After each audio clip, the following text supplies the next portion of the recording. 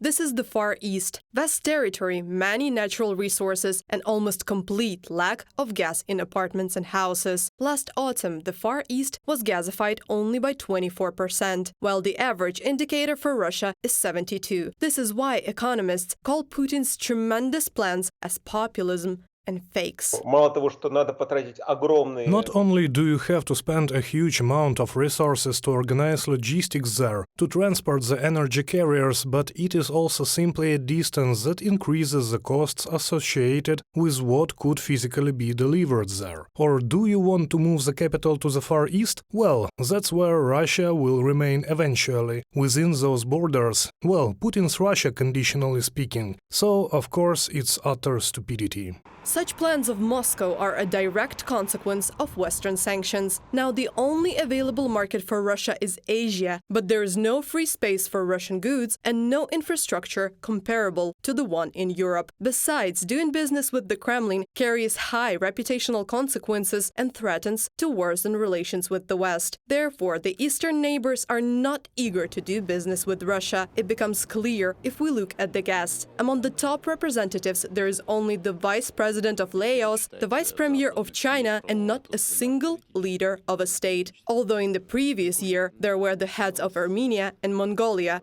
According to experts, the words about the region's development may also be aimed at placating North Korean dictator Kim Jong-un, who came to Vladivostok to meet with Putin. However, this does not make them any more realistic. You know, I think North Korea will conquer Mars faster than Russia under Putin will do anything useful for the Far East. This region has long ago become the domain of local criminal groups. The Chinese have been and will continue to be there for a long time. Therefore, the fact that he is groveling before the North Korean leader like this says only one thing: that the days of the Russian regime are numbered, that the humiliation is deepening, and the main source of this humiliation and destruction is Putin himself. The Kremlin wants to get the North Korea to hand over weapons. In August, Russian Defense Minister Sergei Shoigu visited Pyongyang for this purpose. The talks between the dictators in Vladivostok are also aimed at getting Moscow weapons and ammunition. According to Financial Times sources, Pyongyang may offer Moscow ammunition, multiple rocket launchers, and short-range ballistic missiles. In return, Russia may offer the North Korea grain, oil, military technology, and money in currency. The United States has also announced the consequences for the countries in case of such a deal.